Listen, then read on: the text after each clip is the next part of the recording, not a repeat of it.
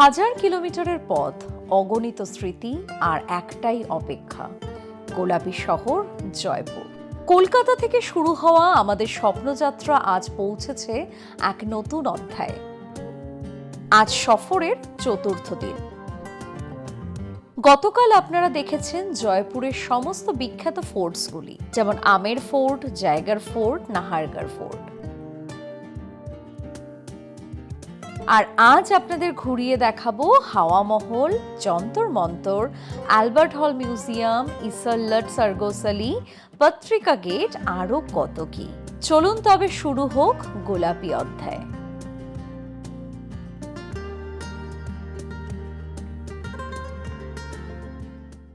আমাদের জয়পুর ভ্রমণ কিন্তু চলছেই। আজকের জয়পুরে আমাদের সেকেন্ড ডে মানে ঘোরা হিসাবে সেকেন্ড ডে, আর পৌঁছেছি আজকে থার্ড ডে।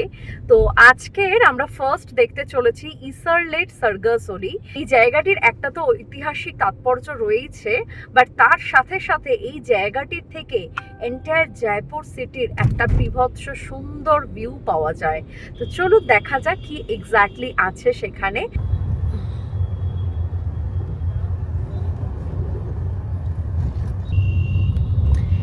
এই যে লোকালিটিটা আমরা এখন ক্রস করছি, এটা হচ্ছে কিষানপোল বাজার। চারিদিকে মানে প্রচুর শপ এখানে চোখে পড়ছে, প্রচুর জেমস শপ চোখে দেখতে পাচ্ছি। মানে বিশাল বড় একটা বাজার এটা, কিষানপোল বাজার। এই যে মেট্রো স্টেশনটা দেখছেন, ছোটি চপার মেট্রো স্টেশন, এই মেট্রো স্টেশনটাতে আপনারা নামতে পারেন যদি মেট্রো করে মনে হয় যে ঘুরবেন। এখানে নামলে ইসরলট সার্গোসালি, সিটি প্যালেস, যন্তর মন্তর, হাওয়া মহল, এই সমস্ত কটা জায়গা কিন্তু একদম সামনে, ওয়াকিং ডিস্টেন্সে আপনারা হেঁটে হেঁটে ঘুরে নিতে পারবেন। এই মার্কেট এরিয়ার মধ্যেই রয়েছে পার্কিং জোন। আমরা ইসরলটের সামনে এসে গাড়িটা পার্ক করব।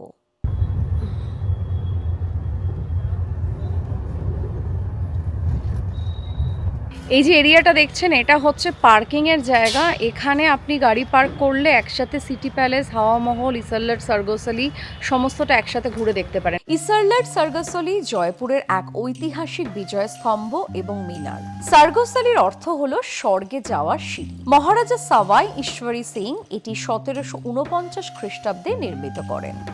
ইসরলটের এন্ট্রি টিকিটের জায়গা এখানে দেখতে পাচ্ছেন, ইন্ডিয়ান ট্যুরিস্ট হচ্ছে 55 রুপিস, আর আপনারা যদি কম্পোজিট টিকিট নেন তাহলে সেটা হচ্ছে 422 রুপিস। জয়পুরের প্রতিষ্ঠাতা সওয়াই জয় সিং দ্বিতীয়র মৃত্যুর পর তার পুত্রদের মধ্যে সিংহাসন নিয়ে বিরোধ তৈরি হয়, এবং এই বিরোধে সওয়াই ঈশ্বরী সিং তার ভাই সওয়াই মাধো সিংকে পরাজিত করেন এবং এই বিজয় স্মারক হিসাবে এই ইসরলট সার্গোসালি প্রতিষ্ঠিত করেন। আমি চলে এসেছি একদম টপে, আর এখান থেকে এন্টায়ার সিটির ভিউটা জাস্ট অসাম। আপনাদেরকে দেখাচ্ছি একবার। এখান থেকে টোটাল কিন্তু মানে কালকে যে ফোর্টগুলো আমরা দেখেছিলাম সেই ফোর্টগুলো খুব সুন্দরভাবে এখান থেকে ভিজিবল। জাস্ট দেখাচ্ছি আপনাদেরকে, এই দেখুন এই ফোর্টগুলো কালকের আমরা সব ঘুরেছিলাম। আর এই যে একটা, and look at the view of the city from here. City view ta just dekhun, it's amazing.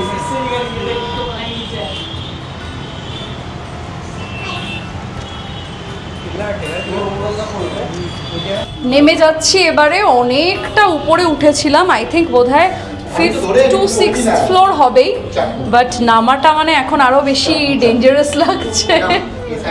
এই বিল্ডিংটা হচ্ছে 7 স্টোরিড বিল্ডিং, আর এখানে কোনো সিঁড়ির মতো কিছু করা নেই, পুরো স্লোপিং করা। ওইভাবেই আপনাদেরকে উপরে উঠতে হবে এবং উপর থেকে নামতে হবে। আপনারা উপরে উঠে যে ভিউটা পাবেন সেটা পুরো মাইন্ড ব্লোয়িং, মানে লাইফ টাইম মেমোরি বলতে পারেন।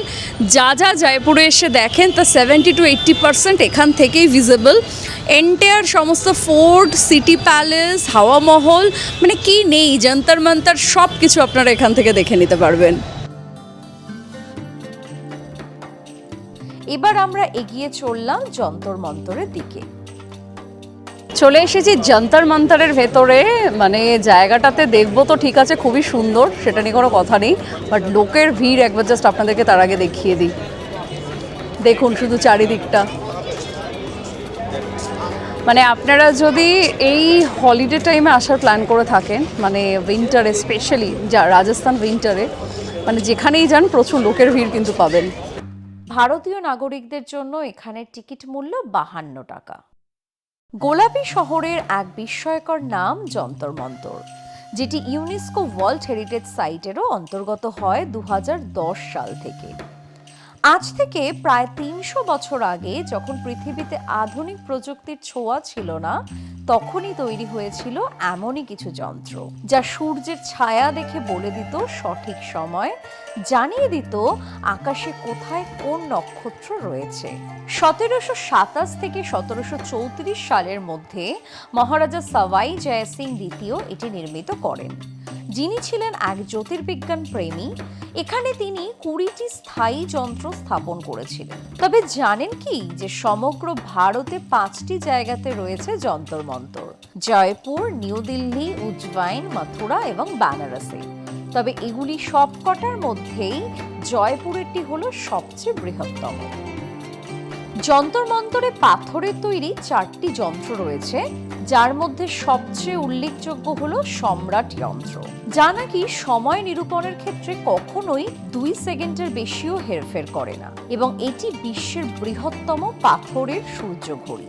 এটির উচ্চতা হলো 21.3 মিটার। সম্রাট যন্ত্র ছাড়াও এখানে রয়েছে রাম, জয়প্রকাশ এবং মিশ্রা যন্ত্র। এগুলি সূর্য এবং বিভিন্ন নক্ষত্রের পজিশন, কৌণিক দূরত্ব, দিগাংশ পরিমাপ করে থাকেন। মিশ্রা যন্ত্রের সাহায্যে সারা পৃথিবীতে বিভিন্ন শহরে কখন দুপুর হয়েছে সেটিও জানা সম্ভব। এছাড়াও এখানে রয়েছে চক্র যন্ত্র।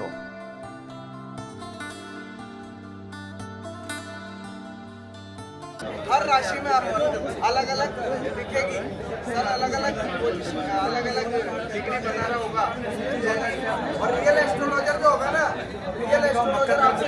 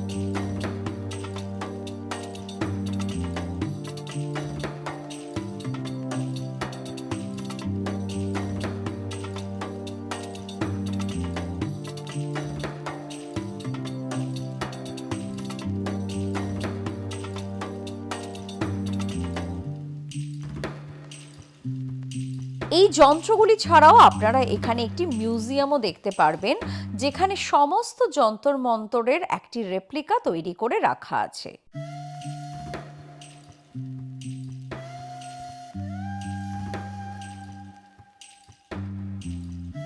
যন্তর মন্তরের গেট দিয়ে বেরিয়েই চোখে পড়বে সিটি প্যালেস।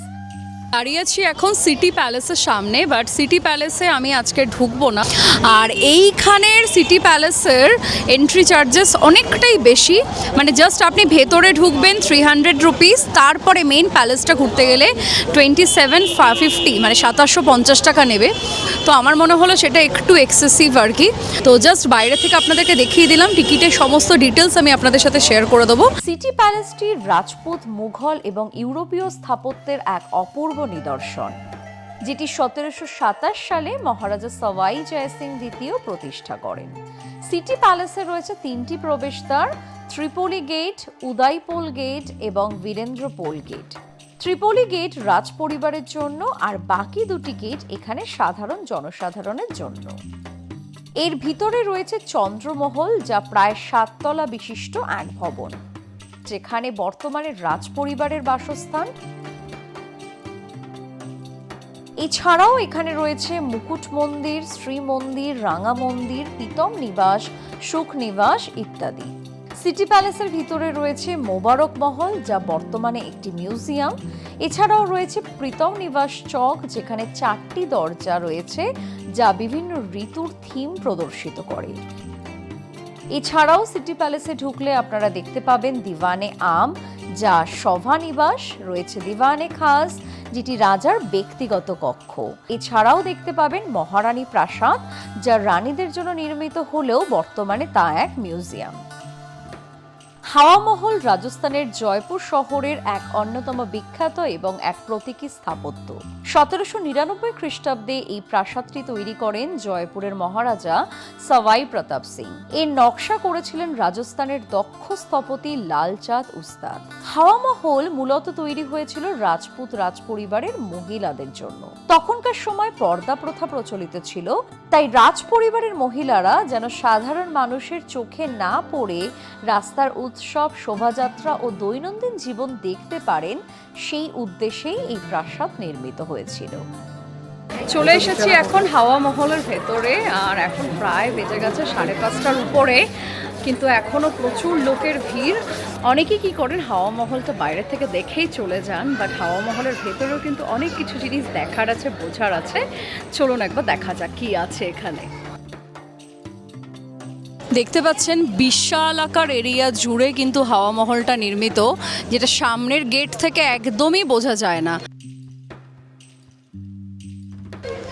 এই যে দেখতে পাচ্ছেন হাওয়া মহলের টিকিট উইন্ডো, এখানেও 52 রুপিস পার হেড ইন্ডিয়ান ট্যুরিস্টের জন্য টিকিটের প্রাইস। এখান থেকে টিকিট কেটে আপনাদেরকে ভেতরে ঢুকতে হবে। এই প্রাসাদের সবচেয়ে আকর্ষণীয় দিক হলো এর 953টি ছোট জানালা বা ঝাড়ৌখা।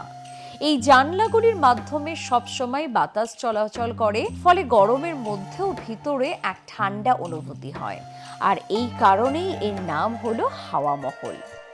হাওয়া মহল তৈরি হয়েছে মূলত লাল এবং গোলাপি বেলে পাথর দিয়ে। এর নকশায় রাজপুত ও মুঘল স্থাপত্য শৈলীর সুন্দর মেলবন্ধন দেখা যায়। বাইরে থেকে এটি 5 তলা মনে হলেও ভিতরে আসলে কিন্তু এর কোনো সিঁড়ি নেই, বরং এখানে রয়েছে ঢালু পথ। আর এই ঢালু পথ বা র্যাম্প রাখার কারণ হলো রাজপরিবারের মহিলারা পালকি বা দোলনাতে বসে সহজে যাতে এক তলা থেকে আরেক তলায় যেতে পারেন, তার জন্যই এটি রাখা হয়েছিল।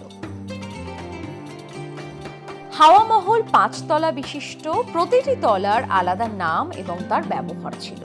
প্রথম তলাটি হচ্ছে শরৎ মন্দির, যেটি রাজপরিবারের মহিলারা এখানে বসে রাস্তার উৎসব, শোভাযাত্রা ইত্যাদি দেখতেন। দ্বিতীয় তলাটি হচ্ছে রাতি মন্দির। এই নামটি এসেছে হিন্দু দেবী রতি থেকে। এখানে দেখা যায় সুন্দর রঙিন কাচের কাজ, সূক্ষ্ম রাজস্থানী অলঙ্করণ। সন্ধ্যার সময় আলো ঢুকলে ভেতরে দৃশ্য এখানে অসাধারণ হয়ে ওঠে। তৃতীয় তলাটি হলো বিচিত্র মন্দির। তুলনামূলকভাবে ছোট হলেও এখানকার জানলাগুলি থেকে রাস্তার দৃশ্য সবচেয়ে পরিষ্কারভাবে দেখা যায়। চতুর্থ তলা হলো প্রকাশ মন্দির। সবচেয়ে আলো বাতাস প্রবাহিত তলা হলো এইটি। পঞ্চম তলা হাওয়া মন্দির, একেবারে উপরে অবস্থিত। এখান থেকেই বোঝা যায় যে কেন এর নাম দেওয়া হয়েছিল হাওয়া মহল।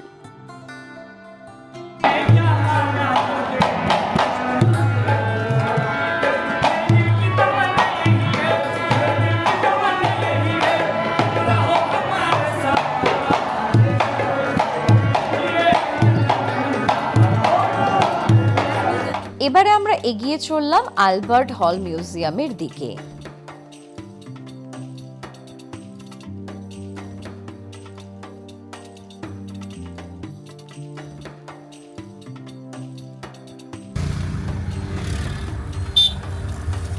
আর এইটা হলো ফ্রন্ট ভিউ অফ আলবার্ট হল মিউজিয়াম। জাস্ট দেখুন রাতের অন্ধকারে কিরকম লাগছে দেখতে। Isn't it amazing? Wow! Albert হল মিউজিয়াম রাজস্থানের সবচেয়ে প্রাচীন এক মিউজিয়াম, যেটি রামনিবাস উদ্যানের নিউ গেটের বিপরীতে অবস্থিত। এখানে ভিতরেও পার্কিং এর সুব্যবস্থা রয়েছে। গাড়ি পার্ক করে আপনারা দেখতে পাবেন এখানে টিকিট কাউন্টার এবং যার পাশে রয়েছে একটি ক্যাফেটেরিয়াও।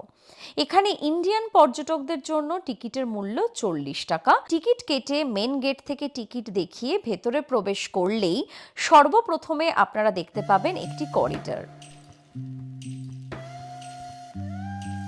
এই করিডরের উপরেই রয়েছে রাজা মহারাজাদের পেন্টিংস। এখান থেকেই আপনারা প্রথম একটি গেট পাবেন, সেটি দিয়ে ঢুকলেই দেখতে পাবেন বিশাল কার্পেটের সমাহার। বিভিন্ন দেশ যেমন শ্রীলঙ্কা, মায়ানমার, নেপাল, ভুটান, জাপানের কার্পেটের এখানে স্যাম্পল রয়েছে সাজিয়ে রাখা। প্রচুর কালিনের সমাহার আপনারা এখানে দেখতে পাবেন।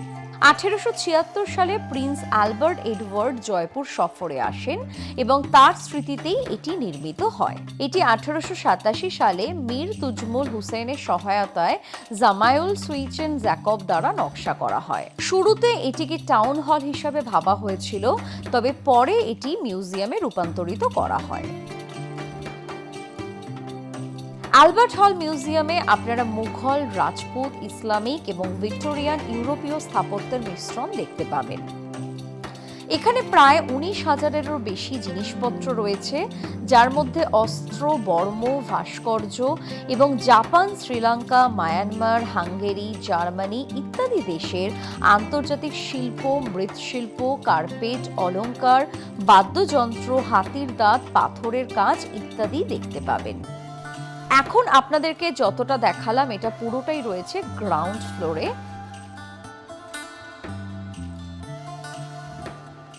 এবারে আমরা ঢুকলাম পটারির জায়গাতে। অপূর্ব সুন্দর প্রতিটি পটারি।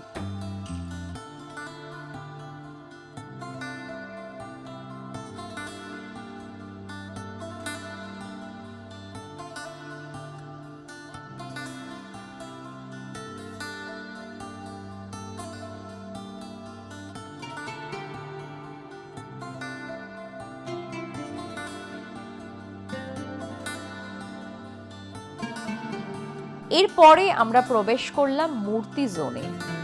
এই জোনটিতে সম্পূর্ণটাই রয়েছে বিভিন্ন দেশের মূর্তি।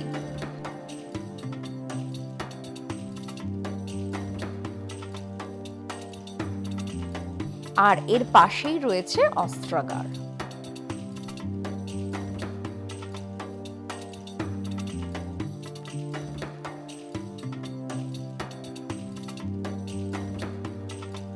গ্রাউন্ড ফ্লোর দেখে এবার আমরা চলে আসলাম ফার্স্ট ফ্লোরে।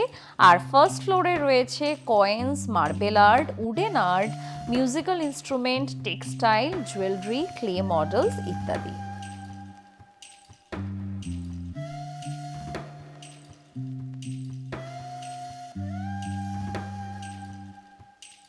অ্যালবার্ট হল মিউজিয়ামের অন্যতম প্রধান আকর্ষণ হল 23,000 বছরের পুরনো মিশরীয় মমিটি, যেটি এক মহিলার মমি, তিনি টুটু নামে পরিচিত।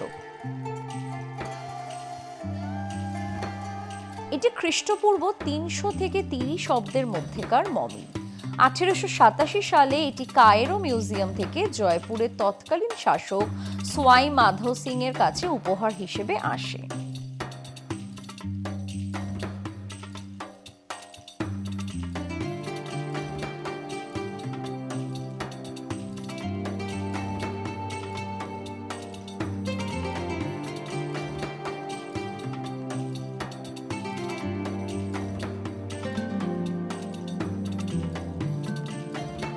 এবার আমরা চলে আসলাম এখানের জুয়েলারি সেগমেন্টে।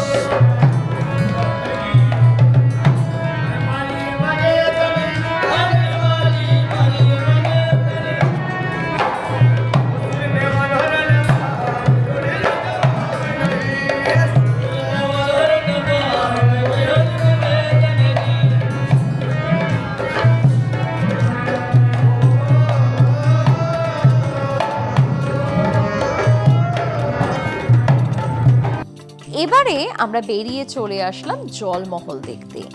এটি মানসাগর হ্রদের মাঝখানে অবস্থিত এক নান্দনিক এবং ঐতিহাসিক স্থাপত্য। 1800 শতাব্দীতে মহারাজা সওয়াই জয় সিং এটি নির্মাণ করেছিলেন, যা প্রধানত রাজাদের শিকারের সময় বিশ্রামস্থল হিসাবেই ব্যবহৃত হতো। এর 4টি ফ্লোর জলের তলায় এবং একটি ফ্লোর জলের উপরে রয়েছে। রাজপুত ও মুঘলের দুর্লভ ছোঁয়া রয়েছে এখানে। এটি তবে সাধারণ পর্যটকদের জন্য উন্মুক্ত হয়নি, তাই এইভাবেই আমার মতো দূর থেকেই এর সৌন্দর্য উপভোগ করে নিতে হবে আপনাদের। জলমহল দেখে এগিয়ে চললাম পত্রিকা গেটের দিকে। হাতে কম সময় থাকার জন্যই রাতের অন্ধকারে আমাদের এই সব সৌন্দর্য উপভোগ করতে হচ্ছে, তবে রাতেও এসবের রূপ অন্যতম। আমরা পত্রিকা গেট পৌঁছেছি, আর এখানে একটা বিশাল বড় সার্কেল আছে। সেই সার্কেলের চারিদিকে খুব সুন্দর করে বিভিন্ন জিনিস বানানো, গাড়ি নিয়ে সেটাই আমরা ঘুরে দেখছি। অপূর্ব সুন্দর, অপূর্ব সুন্দর। মানে আপনারা রাজস্থান আসলে কিন্তু এই জায়গাটা একদম মিস করবেন না। It's very beautiful. আর এন্টায়ার লোকালিটিটাও ভীষণ সুন্দর।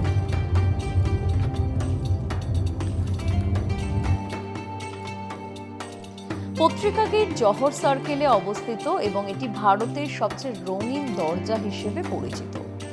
2016 সালে স্থানীয় পত্রিকা সংবাদ গোষ্ঠী দ্বারা এটি নির্মিত এক আধুনিক স্মারক এবং এশিয়ার বৃহত্তম বৃত্তাকার পার্ক। এর নকশা রাজস্থানের বিভিন্ন শহরের বিখ্যাত স্থাপত্যের এক মিশ্রণ, যেখানে প্রতিটি খিলান ভিন্ন ভিন্ন শিল্পকলা প্রদর্শন করে। একমাত্র এই একটি জায়গা যেখানে কোনো প্রবেশ মূল্য নেই, আর এটি 24 ঘন্টা খোলা থাকে।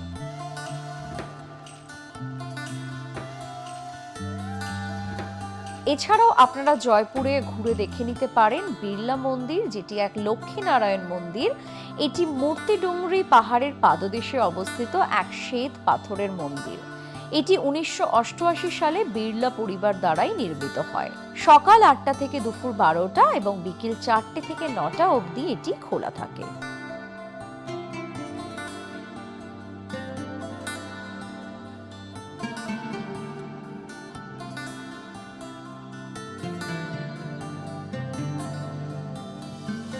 চলুন এরপর আপনাদেরকে দেখাই জয়পুরের কি কি লোকাল মার্কেটস আছে।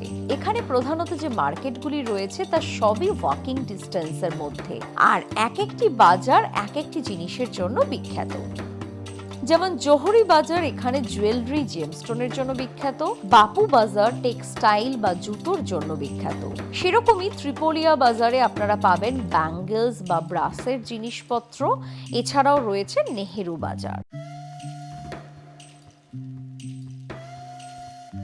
বাজারগুলি ঘুরে আমরা চলে আসলাম ডিনার সারতে এবং আমাদের জয়পুরের সাইট সিনও এখানেই শেষ হলো। এপিসোডটি কেমন লাগলো কমেন্ট করে অবশ্যই জানাবেন এবং চ্যানেলটি সাবস্ক্রাইব করে বেল আইকন প্রেস করে রাখুন পরবর্তী ভিডিওগুলি দেখার জন্য।